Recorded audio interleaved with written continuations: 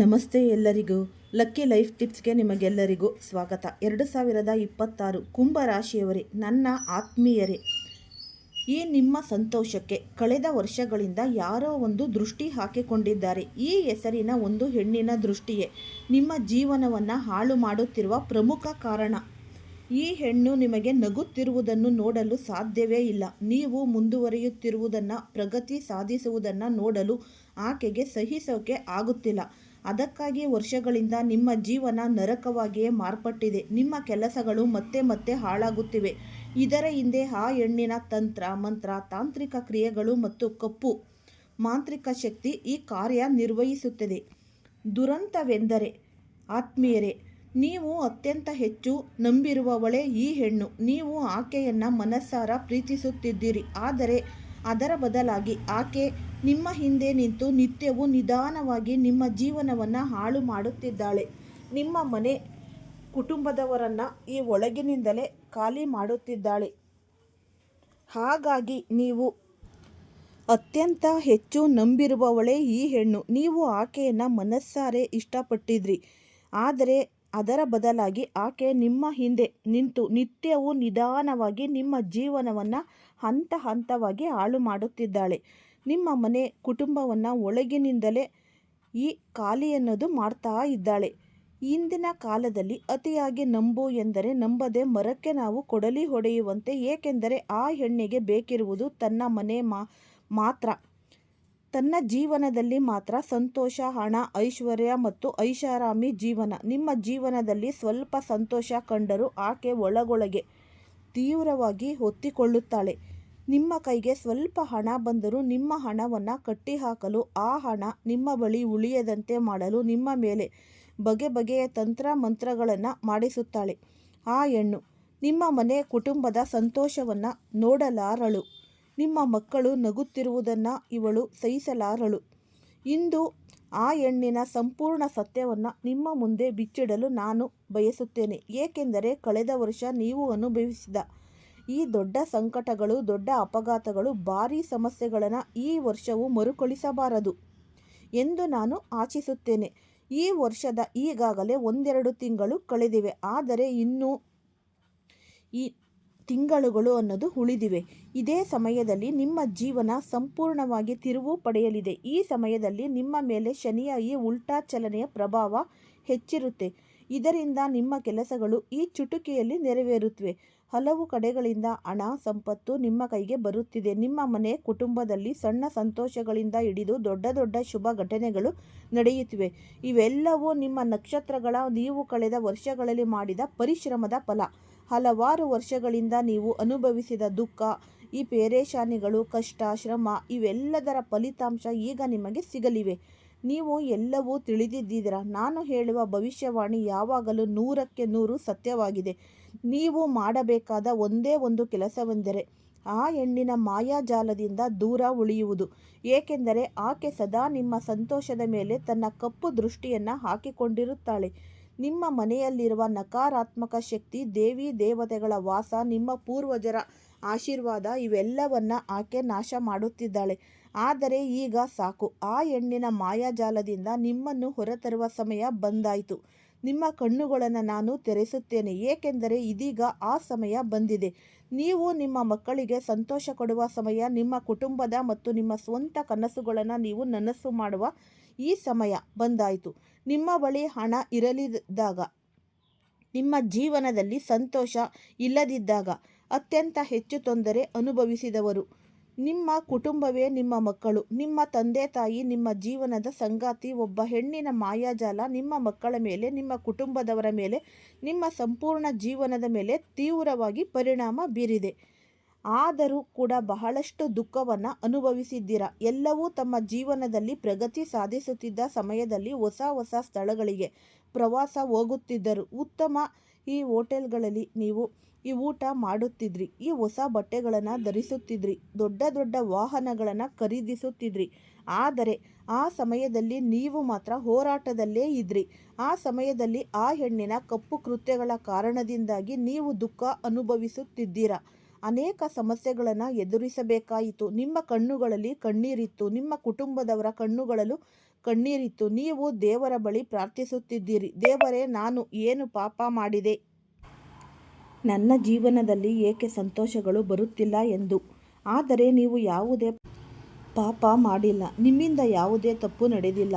ನಿಮ್ಮ ಭಾಗ್ಯವು ಕೆಟ್ಟದ್ದಲ್ಲ. ನಿಮ್ಮ ನಾಶಕ್ಕೆ, ನಿಮ್ಮ ಪ್ರಗತಿಗೆ ಅಡ್ಡಿಯಾಗಲು, ನಿಮ್ಮ ದಾರಿದ್ರ್ಯಕ್ಕೆ ಒಂದು ಮಾತ್ರ ಕಾರಣ ಇದ್ದರೆ ಅದು ಆ ಹೆಣ್ಣು. ಯಾವಾಗಲೂ ನಿಮ್ಮ ಮೇಲೆ ಕಣ್ಣಿಟ್ಟಿರುವ ಆ ಹೆಣ್ಣು ತನ್ನ ಅಶುಭ ಶಕ್ತಿಯಿಂದ ನಿಮ್ಮ ಜೀವನವನ್ನು ಹಾಳು ಮಾಡುತ್ತಿದ್ದಾಳೆ. ಆ ಹೆಣ್ಣು ನಿಮ್ಮ ಮನೆಗೆ ಬರುವುದನ್ನು ಹಿಂದೆ ನಿಲ್ಲಿಸಬೇಕು.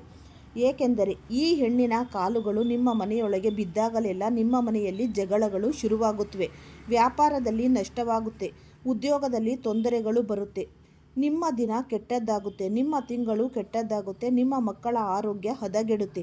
ಅಷ್ಟೇ ಅಲ್ಲ, ಪತಿ ಪತ್ನಿಯ ನಡುವೆ ಜಗಳ, ಕುಟುಂಬದಲ್ಲಿ ಕಲಹಗಳು ಉಂಟಾಗುತ್ತೆ. ಈ ಹೆಣ್ಣಿನ ಹೆಜ್ಜೆಗಳು ಅಷ್ಟು ಅಶುಭವಾಗಿವೆ ಎಂದರೆ ಕೇವಲ ಅವಳ ಕಾಲುಗಳು ಮನೆಯೊಳಗೆ ಬಿದ್ದರೂ ನಿಮ್ಮ ಮನೆ ನರಕವಾಗುತ್ತೆ. ಆದ್ದರಿಂದ ಈ ಹೆಣ್ಣನ್ನು ಗುರುತಿಸಿ ಹಿಂದೆ ಅವಳೊಂದಿಗಿರುವ ಎಲ್ಲ ಸಂಬಂಧಗಳನ್ನು ಕಡಿದುಕೊಳ್ಳಿ ಎಂದು ಸಂಪೂರ್ಣ ಮಾಹಿತಿಯನ್ನು ನಿಮಗೆ ತಿಳಿಸುತ್ತೀನಿ. ಆದ್ದರಿಂದ ನೀವು ಈ ವಿಡಿಯೋವನ್ನು ಫಸ್ಟಿಂದ ಹಿಡಿದು ಕೊನೆ ತನಕ ಸ್ಕಿಪ್ ಮಾಡ್ದಲೇ ನೋಡಿದ್ರೆ ತುಂಬಾ ಉಪಯುಕ್ತವಾದ ಮಾಹಿತಿ ನಿಮಗೆ ಲಭಿಸುತ್ತೆ. ಈ ವಿಡಿಯೋ ಇಷ್ಟ ಆಗಿದ್ದಲ್ಲಿ ಪುಟ್ಟದೊಂದು ಲೈಕ್ ಕೊಡೋದನ್ನು ಮರಿಬೇಡಿ. ಈ ರಾಶಿಯವರು ಯಾರೆಲ್ಲ ಇದ್ದೀರಾ ಅವರು ಹೆಚ್ಚಾಗಿ ಈ ವಿಡಿಯೋವನ್ನು ಶೇರ್ ಮಾಡಿ. ಓಂ ಶ್ರೀ ಶನೇಶ್ವರಾಯ ನಮಃ ಅಂತ ಕಮೆಂಟ್ ಬಾಕ್ಸ್ನಲ್ಲಿ ಕಮೆಂಟನ್ನು ಹಾಕಿ. ಇಲ್ಲ ಅಂದರೆ ನಿಮ್ಮ ಮನೆ ದೇವರು, ನಿಮ್ಮ ಕುಲದೇವರ ಹೆಸರನ್ನು ಈ ಕಮೆಂಟ್ ಬಾಕ್ಸ್ನಲ್ಲಿ ಹಾಕಿ. ಇಲ್ಲಿ ಪತ್ನಿಯೇ ತನ್ನ ಪತಿಯನ್ನು ಸಂಪೂರ್ಣವಾಗಿ ಹಾಳು ಮಾಡಿದ್ದಾಳೆ ಅಂತ ಹೆಣ್ಣು ನಮ್ಮ ಜೀವನಕ್ಕೆ ಬರಬಾರದು ಅಂದರೆ ಬಂದು ಬಿಟ್ಟಿರಬಹುದು.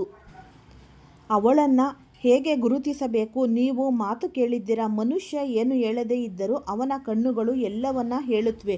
ನೀವು ಕೂಡ ಆ ಹೆಣ್ಣನ್ನು ಅವಳ ಕಣ್ಣುಗಳಿಂದಲೇ ಅರ್ಥ ಮಾಡಿಕೊಳ್ಬೇಕು. ನೀವು ಹೊಸ ವಸ್ತುಗಳನ್ನು ಮನೆಗೆ ತಂದಾಗ, ಈ ದೊಡ್ಡದು ಒಂದು ಫ್ರಿಜ್ಜೇ ಆಗಿರ್ಬೋದು, ಏನೋ ಒಂದು ಮನೆಗೆ ತೊಗೊಂಡು ಬಂದಿರ್ತೀರ, ಅದನ್ನೇ ತೀಕ್ಷ್ಣವಾಗಿ ಅವಳು ದಿಟ್ಟಿಸಿ ನೋಡುತ್ತಾಳೆ. ನೀವು ಊಟ ಮಾಡುತ್ತಿದ್ದಾಗ ಆ ಊಟವನ್ನೇ ಗುರಿಯಾಗಿಸಿ ನೋಡುತ್ತಾಳೆ. ಅವಳ ಕಾಲುಗಳು ನಿಮ್ಮ ಮನೆಗೆ ಬಿದ್ದಾಗ ಅವಳು ಇಡೀ ಮನೆಯನ್ನೇ ಕಣ್ಣಾಗಿಸುತ್ತಾಳೆ.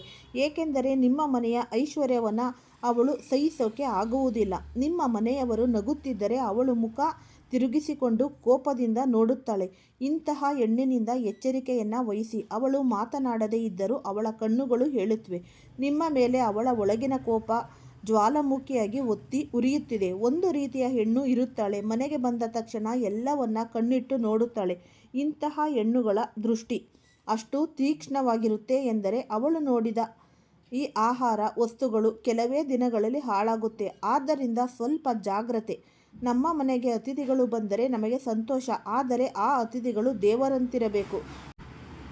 ಆಶೀರ್ವಾದ ನೀಡುವ ಬದಲು ನಿಮ್ಮ ಮನೆ ಸ್ಮಶಾನವನ್ನಾಗಿ ಮಾಡಿ ಹೋಗುತ್ತಾರೆ. ಕೆಲವು ನೆರೆಹೊರೆಯವರು ನಮ್ಮ ಕುಟುಂಬದ ವಿಷಯಗಳಲ್ಲಿ ಅನಗತ್ಯವಾಗಿ ತಲೆ ಹಾಕುತ್ತಾರೆ. ಸಾಮಾನ್ಯವಾಗಿ ಗಂಡಸರು ಕೆಲಸದಲ್ಲಿ ನಿರತರಾಗಿರ್ತಾರೆ. ಮನೆಯವರು, ಮಹಿಳೆಯರು, ನಿಮ್ಮ ಮನೆಯಲ್ಲೇ ಯಾವುದಾದರೂ ಖಾಸಗಿ ವಿಷಯ ನಡೆಯುತ್ತಿದ್ದರೆ ಪಕ್ಕದ ಮನೆಯ ಮಹಿಳೆ ಅಥವಾ ಸಂಬಂಧಿ ಪದೇ ಪದೇ ನಿಮ್ಮ ಮನೆಗೆ ಬಂದು ಅನಗತ್ಯವಾಗಿ ವಿಚಾರಗಳಲ್ಲಿ ತಲೆ ಹಾಕುತ್ತಿದ್ದರೆ, ಕಾರಣವಿಲ್ಲದೆ ಕುಳಿತು ಸಲಹೆ ನೀಡುತ್ತಿದ್ದರೆ, ನಿಮ್ಮ ಮನೆಯಲ್ಲಿ ಏನೋ ನಡೆಯುತ್ತಿದ್ದರೆ ಎಂದು ತಿಳಿಯಲು ಪ್ರಯತ್ನಿಸುತ್ತಿದ್ದರೆ ಅರ್ಥ ಮಾಡಿಕೊಳ್ಳಿ. ಅವರ ಉದ್ದೇಶ ಬೇರೆ, ಮತ್ತು ಅವರು ನಿಮ್ಮ ಮೇಲೆ ನಿಗಾ ಇಡುತ್ತಿದ್ದಾರೆ. ನೀವು ಏನು ಮಾಡುತ್ತಿದ್ದೀರಿ, ಮುಂದೆ ಏನು ಮಾಡುವಿರಿ ಎಂದು. ಕೆಲವೊಮ್ಮೆ ಇಂತಹ ಹೆಣ್ಣು ನಿಮ್ಮ ಮನೆಗೆ ಬಂದು ನೀವು ಸಂತೋಷವಾಗಿದ್ದೀರಾ ಎಂದು ಪರೀಕ್ಷಿಸುತ್ತಾಳೆ. ನಿಮ್ಮ ಕೆಲಸ ಚೆನ್ನಾಗಿದೆ ಎಂದು ಕಂಡರೆ ನಿಮ್ಮ ಮೇಲೆ ಅಸೂಯೆ ಪಡುತ್ತಾಳೆ. ಈ ತಾಂತ್ರಿಕ ಕ್ರಿಯೆಗಳನ್ನು ಮಾಡಿಸುತ್ತಾಳೆ. ಆದರೆ ನಿಮ್ಮ ಮನೆಗೆ ಬಂದು ಹಣ ಇಲ್ಲ, ದುಃಖ ಮಾತ್ರ ಇದೆ ಎಂದು ಕಂಡರೆ ಅವಳಿಗೆ ಬಹಳ ಸಂತೋಷವಾಗುತ್ತೆ. ಆದ್ದರಿಂದ ಪದೇ ಪದೇ ನಿಮ್ಮ ಮನೆಗೆ ಬರುವ ಖಾಸಗಿ ವಿಚಾರಗಳಲ್ಲಿ ತಲೆ ಹಾಕುವ ಇಂಥ ಹೆಣ್ಣಿನಿಂದ ಸ್ವಲ್ಪ ದೂರ ಇರಿ. ಅವಳನ್ನು ಗುರುತಿಸಿ ನಿಮ್ಮ ಜೀವನದಿಂದ ದೂರವಿಡಿ. ಈ ಹೆಣ್ಣುಗಳ ಹೆಸರು ಈ ವಿಡಿಯೋ ಕೊನೆಯಲ್ಲಿ ನಾನು ನಿಮಗೆ ತಿಳಿಸುತ್ತೇನೆ. ಇವರಿಂದ ಹೇಗೆ ತಪ್ಪಿಸಿಕೊಳ್ಬೇಕು, ಯಾವ ಮುನ್ನೆಚ್ಚರಿಕೆಗಳನ್ನು ತೆಗೆದುಕೊಳ್ಬೇಕು ಎಂಬುದನ್ನು ನೋಡೋಣ. ನೀವು ಇಲ್ಲಿಯ ತನಕ ವಿಡಿಯೋ ನೋಡಿದ್ದರೆ ಕೊನೆಯವರೆಗೂ ನೋಡಿ. ಏಕೆಂದರೆ ಇಂದಿನ ಏಕೈಕ ವಿಡಿಯೋ ನಿಮ್ಮನ್ನು ಈ ಜೈಲಿಗೆ ಹೋಗುವ ಪರಿಸ್ಥಿತಿಯನ್ನು ರಕ್ಷಿಸಬಹುದು. ಕಾನೂನನ್ನು ಕೈಗೆ ತೆಗೆದುಕೊಳ್ಳಬಾರದು. ಹಾಗಾಗಿ ನಿಮ್ಮ ಮೇಲೆ ಸುಳ್ಳು ಆರೋಪ ಮಾಡಿ ನಿಮಗೆ ಜೈಲು ಈ ಶಿಕ್ಷೆ ಅಂದರೆ ಸುತ್ತು ಅನ್ನೋದು ತಿರುಗಿಸಬಹುದು. ಇನ್ನೂ ಸಮಯ ಇದೆ, ಎಚ್ಚೆತ್ತುಕೊಳ್ಳಿ. ನಿಮ್ಮ ಒಳಿತಿಗಾಗಿ ಈ ವಿಡಿಯೋವನ್ನು ಕೊನೆಯವರೆಗೂ ನೋಡಿ. ನಿಮ್ಮ ಶ್ರಮ ಅನ್ನೋದು ನಿಮಗೆ ಒಳ್ಳೆಯ ಫಲ ಅನ್ನೋದು ಕೊಟ್ಟೇ ಕೊಡುತ್ತೆ. ಒಬ್ಬ ವ್ಯಕ್ತಿಯ ಜೀವನಕ್ಕೂ ಲಾಭವಾದರೆ ಶ್ರಮ ಅನ್ನೋದು ಸಾರ್ಥಕವಾಗುತ್ತೆ. ಆದ್ದರಿಂದ ಈ ಮಾಹಿತಿಯನ್ನು ಸಂಪೂರ್ಣವಾಗಿ ವೀಕ್ಷಿಸಿ. ಜೊತೆಗೆ ಇನ್ನೊಂದು ವಿಷಯ, ಕೆಲವು ಹೆಣ್ಣುಗಳು ನಮ್ಮ ಮಕ್ಕಳನ್ನು ಪದೇ ಪದೇ ಮುದ್ದು ಮಾಡ್ತಾರೆ, ಮಡಿಲಲ್ಲಿ ತೆಗೆದುಕೊಳ್ಳಲು ಪ್ರಯತ್ನಿಸುತ್ತಾರೆ. ಯಾವ ರೀತಿಯಾದರೂ ನಿಮ್ಮ ಮಕ್ಕಳನ್ನು ಸ್ಪರ್ಶಿಸಲು ಆಕೆ ಪ್ರಯತ್ನಿಸುತ್ತಿದ್ದರೆ ಆದಷ್ಟು ಎಚ್ಚರವಾಗಿರಿ. ಏಕೆಂದರೆ ಆಕೆ ನಿಮ್ಮ ಮಕ್ಕಳನ್ನು ಅಸ್ವಸ್ಥಗೊಳಿಸಲು ಬಯಸುತ್ತಾಳೆ. ಆ ಹೆಣ್ಣಿನ ಬಳಿ ಅಪಾರ ಪ್ರಮಾಣದ ನಕಾರಾತ್ಮಕ ಶಕ್ತಿ ಇದೆ. ನಿಮ್ಮ ಮಗು ಅವಳ ಮಡಿಲಿಗೆ ಹೋದ ಕ್ಷಣದಲ್ಲೇ ಅಸ್ವಸ್ಥವಾಗಬಹುದು. ಎಲ್ಲ ಮಕ್ಕಳಿಗೂ ಅವಳು ರೋಗ ಬರುವಂತೆ ಬಯಸುತ್ತಾಳೆ. ಯಾವ ರೀತಿಯಾದರೂ ನಿಮ್ಮ ಮಕ್ಕಳನ್ನು ಮುಟ್ಟಲು ಪ್ರಯತ್ನಿಸುತ್ತಾಳೆ. ಈ ವಿಷಯವನ್ನು ನೀವು ಗಮನದಲ್ಲಿ ಇಟ್ಟುಕೊಳ್ಳಬೇಕು. ನಿಮ್ಮ ಮಗುವು ಯಾರಾದರೂ ಮಡಿಲಿಗೆ ಹೋದ ನಂತರ ಆರೋಗ್ಯದಲ್ಲಿ ನಕಾರಾತ್ಮಕ ಬದಲಾವಣೆಗಳು ಕಾಣಿಸುತ್ತಿದ್ದರೆ, ಹಠಾತ್ ಆ ಹೆಣ್ಣೆ ಮಡಿಲು ಸರಿಯಿಲ್ಲ, ಆ ಹೆಣ್ಣಿನ ಮಡಿಲು, ಆಕೆಯ ಚಿಂತನೆ ಕೂಡ ಸರಿಯಿಲ್ಲ, ಆಕೆಯ ಸ್ವಭಾವವು ಸರಿಯಿಲ್ಲ, ವ್ಯಕ್ತಿತ್ವವು ಶುದ್ಧವಲ್ಲ, ಅಂತಹ ವ್ಯಕ್ತಿಯಿಂದ ನೀವು ಸ್ವಲ್ಪ ದೂರವೇ ಇರಬೇಕು. ಇದುವೇ ಅವಳನ್ನು ಗುರುತಿಸುವ ವಿಧಾನಗಳು. ಇಲ್ಲಿಂದಲೇ ನೀವು ಜಾಗರೂಕರಾಗಿ ಇರಿ. ಜೀವನದಲ್ಲಿ ಇನ್ನೊಂದು ಮುಖ್ಯವಾದ ವಿಷಯ ಗಮನದಲ್ಲಿ ಇಟ್ಟುಕೊಳ್ಳಿ. ನಿಮ್ಮ ಮನೆಯ ಸುತ್ತಮುತ್ತ ಇರುವವರು ನಿಮ್ಮ ಮನೆಗೆ ಏನಾದರೂ ಕೇಳಲು ಬಂದರೆ, ವಿಶೇಷವಾಗಿ ಸಂಜೆಯ ಸಮಯದಲ್ಲಿ ಒಂದು ಹಾಲು ಅಥವಾ ಮೊಸರು, ಉಪ್ಪು, ಅರಿಶಿಣದ ಪುಡಿ ಏನೂ ಸಹ ನೀವು ಕೊಡಬಾರದು. ಸಂಜೆಯ ಸಮಯದಲ್ಲಿ ಯಾವುದೇ ವಸ್ತುಗಳನ್ನು ಕೊಡಬಾರದು. ಕೆಲವೊಮ್ಮೆ ನಮ್ಮ ನೆರೆಹೊರೆಯವರು ಬಂದು ನಮ್ಮ ಮನೆಗೆ ಅತಿಥಿಗಳು ಬಂದಿದ್ದಾರೆ, ಸ್ವಲ್ಪ ಈ ಚಹಾ ಪೌಡರ್ ಕೊಡಿ, ಹಾಲು ಕೊಡಿ ಅಂತ ಕೇಳ್ತಾರೆ. ಆದರೆ ನೀವು ದೊಡ್ಡ ಮನಸ್ಸಿನವರು ಆಗಿರೋದ್ರಿಂದ ತಕ್ಷಣ ಹಾಲು ಕೊಟ್ಟು ಬಿಡ್ತೀರಿ. ಆದರೆ ವಾಸ್ತುಶಾಸ್ತ್ರದ ಪ್ರಕಾರ ಹೀಗೆ ಮಾಡಿದರೆ ನಿಮ್ಮ ಮನೆಯ ಈ ಬರಕತ್ತನ್ನು ಆ ವ್ಯಕ್ತಿಗೆ ಒಪ್ಪಿಸಿದಂತಾಗುತ್ತೆ.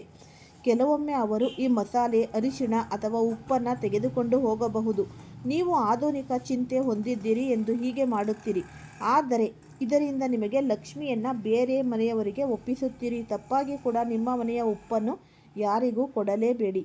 ಇಲ್ಲವಾದರೆ ದಾರಿದ್ರ್ಯ ಬರುವ ಸಾಧ್ಯತೆ ಇದೆ.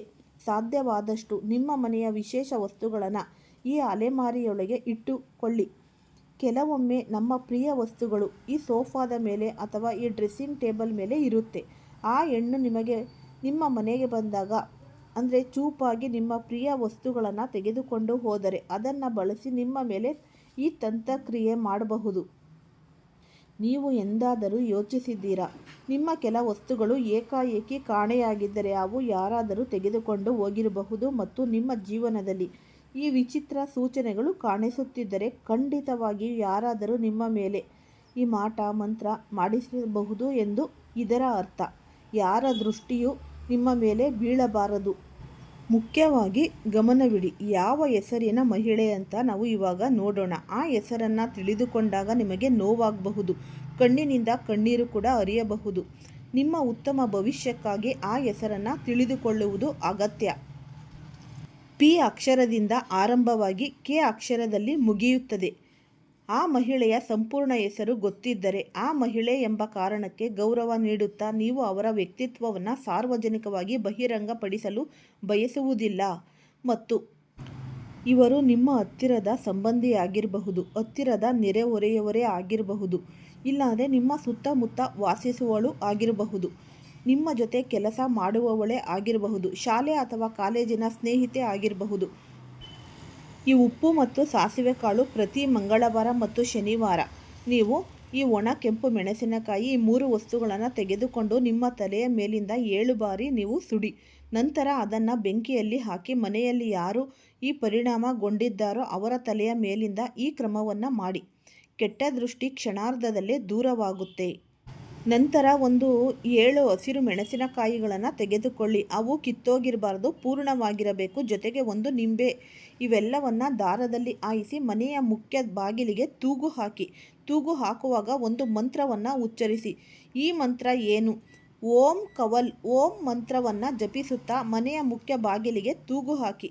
ಮತ್ತು ಈ 2ನೇ ಶನಿವಾರ ಅದನ್ನು ತೆಗೆದು ಹಳೆಯ ಒಂದು ಎಲ್ಲಾದರೂ 3 ರಸ್ತೆಯಲ್ಲಿ ಇದನ್ನು ಎಸೆದು ಬಿಡಿ. ಪ್ರತಿ ಗುರುವಾರ ಮತ್ತು ಶುಕ್ರವಾರ ನಿಮ್ಮ ಮನೆಯಲ್ಲಿ ಲವಂಗ ಮತ್ತು ಕರ್ಪೂರದ ಧೂಪ ಹಾಕಿ. ನೀವು ಬಯಸಿದರೆ ನೀವು ಧೂಪವು ಹಾಕಬಹುದು. ಆದರೆ ಲವಂಗ ಮತ್ತು ಕರ್ಪೂರದ ಧೂಪದಲ್ಲಿ ಎಲ್ಲ ವಿವಿಧ ನಕಾರಾತ್ಮಕ ಶಕ್ತಿಗಳು ಮನೆಯಿಂದ ಹೊರಹಾಕುವ ಶಕ್ತಿ ಅವಕ್ಕೆ ಇದೆ. ನಿಮ್ಮ ಮನೆಯ ಬಾಗಿಲಲ್ಲಿ ತುಳಸಿ ಕಟ್ಟೆ ಇದ್ದರೆ ದಿನ ಸಂಜೆಯ ಟೈಮು ಅದಕ್ಕೆ ತುಪ್ಪದಿಂದ ಆದಷ್ಟು ದೀಪವನ್ನು ಹಚ್ಚಿ ಮತ್ತು ಗಂಗಾಜಲವನ್ನು ಅರ್ಪಿಸಿ. ಒಂದು ಬೆಲ್ಲದ ತುಂಡನ್ನಾದರೂ ನೈವೇದ್ಯವಾಗಿ ಇಡಿ. ಯಾವುದೇ ಮಾಟ ಮಂತ್ರ ನರದೃಷ್ಟಿ ಏನು ಕೂಡ ನಿಮ್ಮ ಮನೆ ಬಾಗಿಲಿಗೂ ಸಹ ತಟ್ಟಲ್ಲ, ನಿಮಗೂ ತಟ್ಟಲ್ಲ. ಈ ಉಪಯುಕ್ತವಾದ ಮಾಹಿತಿ ಇಷ್ಟ ಆಗಿದೆ ಅಂತ ಭಾವಿಸ್ತೀನಿ. ಲೈಕ್ ಮಾಡಿ, ಶೇರ್ ಮಾಡಿ, ಸಬ್ಸ್ಕ್ರೈಬ್ ಮಾಡಿ. ಎಲ್ಲರಿಗೂ ಧನ್ಯವಾದಗಳು.